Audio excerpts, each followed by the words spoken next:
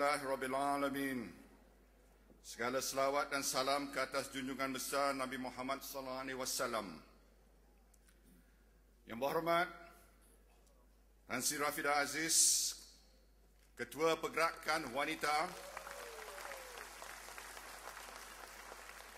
Yang berhormat Datuk Seri Syamuddin Tun Hussein,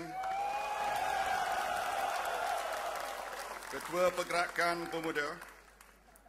Yang berhormat Datuk Noraini Ahmad, Ketua Pergerakan Puteri. Yang berhormat Naib-Naib Presiden, Setiausaha Agung UMNO, ahli-ahli Majlis Tertinggi, Barisan Exco, Wanita, Pemuda dan Puteri, saudara-saudari sidang perwakilan, para pemerhati sekalian, tuan-tuan dan puan-puan yang saya hormati sekalian. Alhamdulillah, marilah sama-sama kita merafakkan syukur setulusnya kehadrat Allah Subhanahu wa Ta'ala yang telah mengizinkan kita berhimpun pada malam ini. Pertama sekali, kita ingin merakamkan ucapan tahniah kepada ketiga-tiga pergerakan wanita, pemuda dan puteri di atas tanggungjawab melaksanakan mesyuarat di peringkat cawangan dan bahagian dengan sempurna. Sesungguhnya, pemuda, wanita dan puteri adalah tulang belakang dan sayap parti UMNO. Jatuh bangun, gagal jaya parti bergantung kepada semua ahli, terutama saudara-saudari. Bersama semangat dan azam, wanita, pemuda serta puteri mesti berusaha dengan penuh iltizam untuk menjadi satu pasukan yang terus menyalakan obor perjuangan. Yakinlah bahawa kita sedang mengibarkan panji-panji kebenaran. Yakinlah bahawa kita sedang bergerak di atas landasan yang mulia. Baru-baru ini, kita menghadapi dua pilihan raya kecil, iaitu Parlimen Permatang Pauh dan Parlimen Kuala Terengganu. Sekalipun nasib tidak menyebelahi kita, saya berterima kasih kerana wanita, pemuda dan puteri tetap menunjukkan semangat yang tinggi dalam perjuangan. Begitulah, kita yakin komitmen seumpama ini akan diserlahkan jua dalam 3 pilihan raya kecil yang bakal kita hadapi pada 7 April nanti.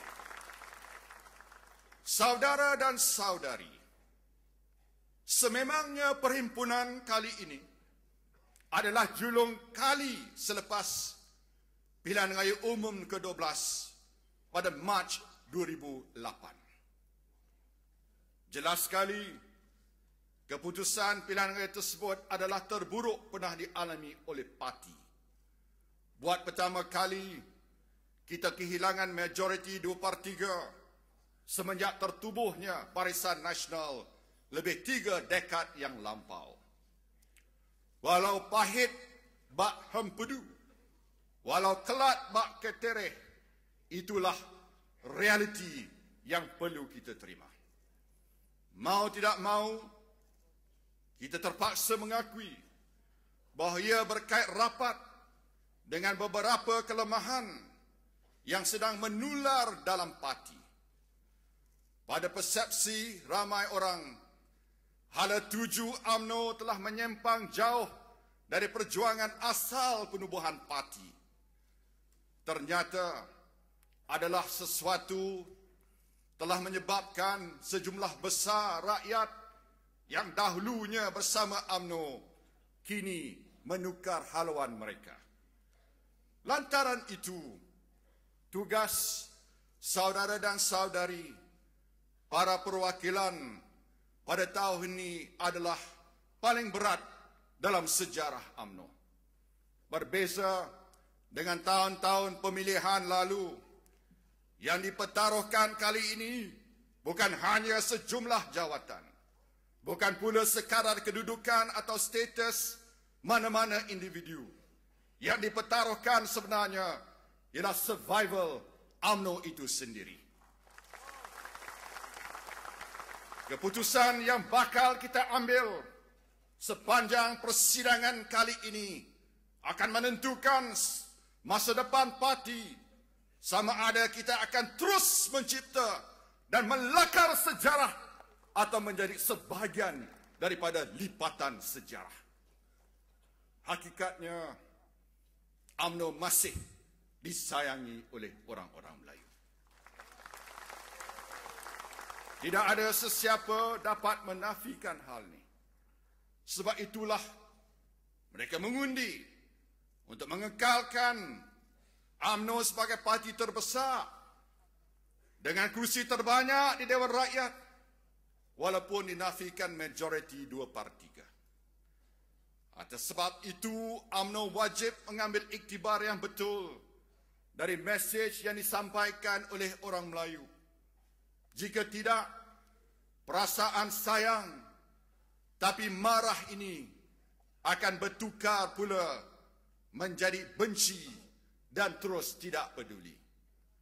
Saudara dan saudari, sebagai orang Islam, dalam menghadapi kemelut dan pelbagai cabaran, eloklah kita kembali merujuk kepada ajaran agama. Marilah kita merenung 3 ayat berikut sebagai panduan dan pedoman.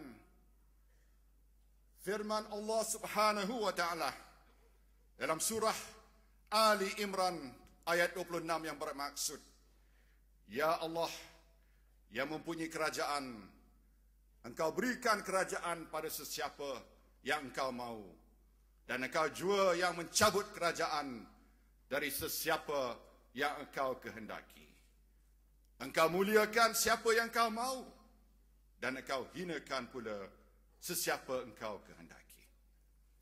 Dalam surah Ar-Ra'd ayat 11 ditegaskan, bagi manusia ada malaikat yang berganti-ganti mengintip di hadapan dan di belakang.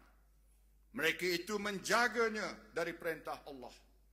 Sesungguhnya Allah tiada mengubah keadaan sesuatu kaum kecuali jika mereka mengubah keadaan diri mereka sendiri. Surah Az-Zumar ayat 53, Allah memberikan harapan bahawa janganlah kamu berputus asa dari rahmat Allah. Sesungguhnya Dia Maha Pengampun lagi Maha Penyayang. Mengambil maklum dan iktibar daripada ayat-ayat suci itu, makanya kita berkumpul pada malam ini bukan untuk bersedih maupun untuk berduka lara di atas musibah yang berlaku, akan tetapi kita berhimpun sebagai sebuah parti atas satu tujuan untuk mencarta dan memeta arah tuju seterusnya kepada perjuangan UMNO.